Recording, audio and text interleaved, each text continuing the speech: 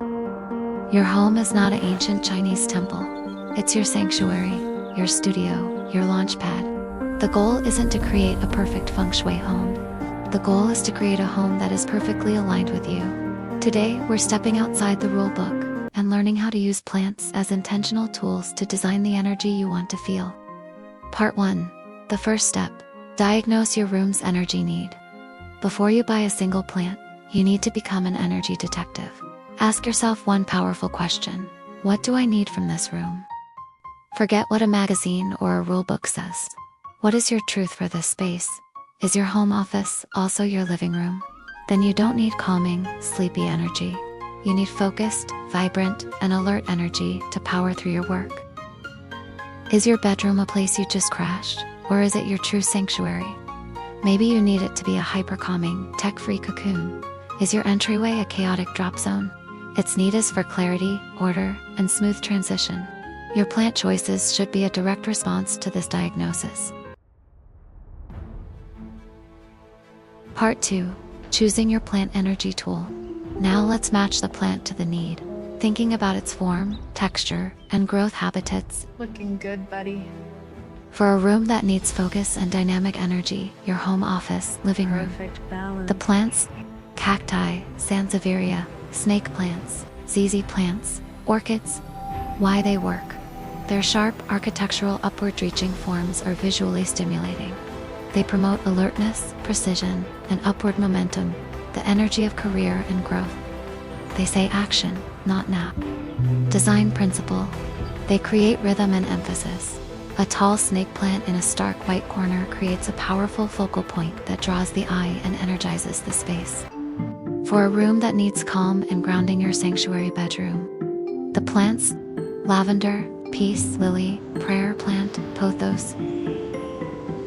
Why they work. Their soft, rounded, drooping, or flowing forms are visually soothing. They promote a sense of peace, safety, and gentle nurturing energy. They lower the visual volume. Design principle. They create harmony and softness.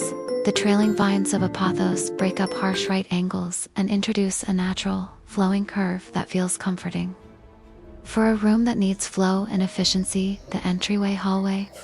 The plants: lucky bamboo, a neat row of small succulents, a single statement plant like a dracena. Why they work. They need to be tidy and not obstruct the pathway. Their purpose is to welcome and guide energy and people into the home, not block it. Design principle. This is about circulation and movement. The plant should be placed to enhance, not hinder, the flow of movement. A clean, simple plant on a console table says, "Welcome, breathe, you are home," without creating clutter. This is where we truly blend the spiritual with the practical. Circulation and movement. How do you physically move through the room? Your plant placement should respect the pathway. Avoid placing large, spiky plants, like a big cactus, in narrow walkways, where they can subconsciously or physically feel like an obstacle. Place them where they can be seen and appreciated without impeding flow. Balance and scale. This isn't about symmetry, it's about visual weight. A huge, bushy fiddle-leaf fig might overwhelm a small reading nook, creating anxious energy instead of cozy energy. A tiny succulent might get visually lost on a large, empty shelf, creating a sense of lack. Choose a plant that is in scale with its surroundings to create a feeling of intention and harmony. Emphasis and focal points. What is the first thing you see when you enter the room? That's your focal point. Use a spectacular plant to create a positive focal point. Instead of your TV or a pile of clutter, let a beautiful monstera or an elegant orchid be the star. You are consciously directing attention and energy toward something that brings you joy. Unity and rhythm. Repeat elements to create a cohesive vibe.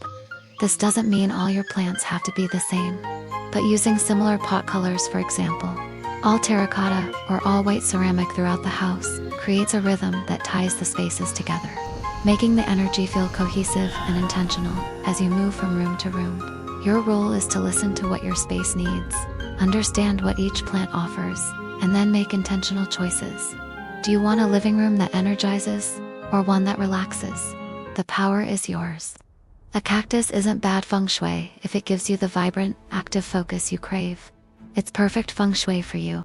Use the rules as a guide. but always, always design for your own unique vibe. Now go forth and design your energy. Act 3. Your sanctuary. Your rules, a practical guide. So, how do you actually do this? Let's break it down into a simple process. Forget the complex Bagua maps for a moment. This is about your intuition.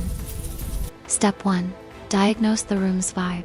Walk into the room you want to change. Close your eyes. Ask yourself, what do I feel in here? What do I need this room to be? A sanctuary, a vibrant social space, a focused office. What's missing? Does it need energy or does it need calm? Your answer is your intention. Your intention is the most powerful Feng Shui tool you have. Step 2. Choose your plant's energy job. Now, match a plant to that intention based on its architectural form. For protection and definition, use tall, spiky, structural plants, snake plants, dracaena, cacti. They are your yang energy. Place them near sharp corners, behind you, or by entryways to define space and ward off negative vibes.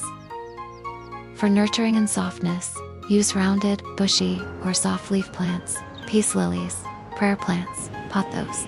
They are your yin energy. Place them in bedrooms, reading nooks, or living areas to promote calm and connection. For growth and expansion, use fast-growing, vining, or upward-reaching plants, philodendrons, monstera money tree. They are your wood element. Place them in offices, studios, or the wealth corner to encourage abundance and new beginnings. Step 3. Place it with purpose. The commanding position. This is the one rule worth keeping. Place your key furniture, bed, desk, stove, so you can see the door without being directly in its path. Then place your plants to support this position. For example, a plant behind your home office desk for support, or one on the side to represent your supportive hill. Circulation. Don't let plants block pathways. Energy and people should flow smoothly. Use hanging planters or shelves to keep walkways clear. Scale and balance. A massive plant in a tiny room will feel overwhelming. A tiny succulent on a huge empty shelf will feel lonely. Choose plants that feel proportionate to their space. The goal is not to create a perfect Feng Shui home. It's to create a home that is perfectly aligned with you. If a cactus on your desk makes you feel focused and powerful, that is excellent Feng Shui for you, even if it's not traditional for a desk. You are the master of your energy. Feng Shui at its heart is the art of relationship.